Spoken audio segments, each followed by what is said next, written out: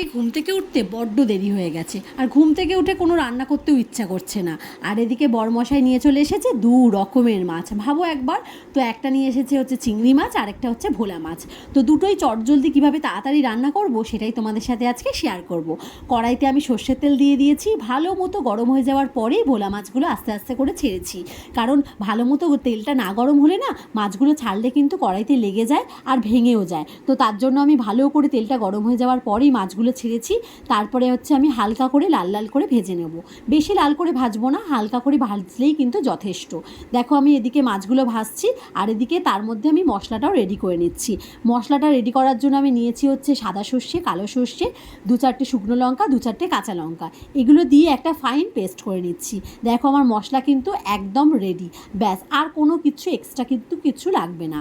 এরপরে দেখো মাছগুলো আমার ভাজা হয়ে গেছে, প্রত্যেকটা মাছ কিন্তু ভালো করে ভাজা হয়েছে, ভাঙেও নি কিন্তু একটাও মাছ।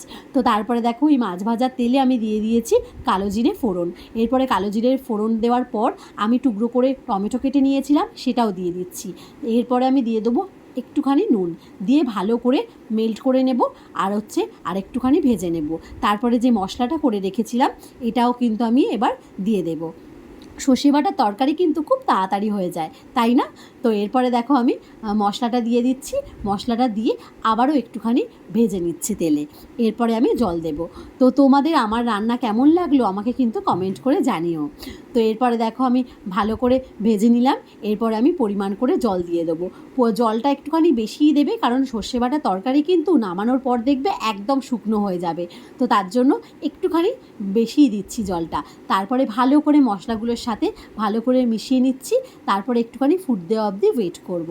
দেখো ফুটটা দিয়ে দিলে আমি মাছগুলো আস্তে আস্তে করে দিয়ে দেবো।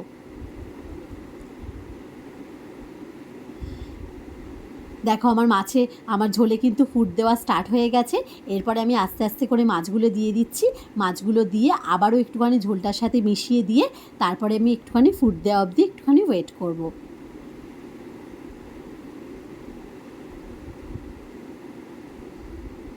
ব্যাস একদম রেডি হয়ে যাবে।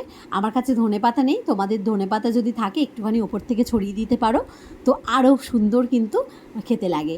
এরপরে আমি ওপর থেকে একটুখানি কাঁচা সর্ষের তেল দেবো। তো কাঁচা সর্ষের তেলটা দেওয়ার পর দেখবে টেস্টটা আরও দ্বিগুণ বেড়ে যাবে। তো একদম আমার রেডি হয়ে গেছে, শর্টকাটে তাড়াতাড়ি রান্না। তো তোমাদের কেমন লাগলো আমাকে কমেন্ট করে জানিও।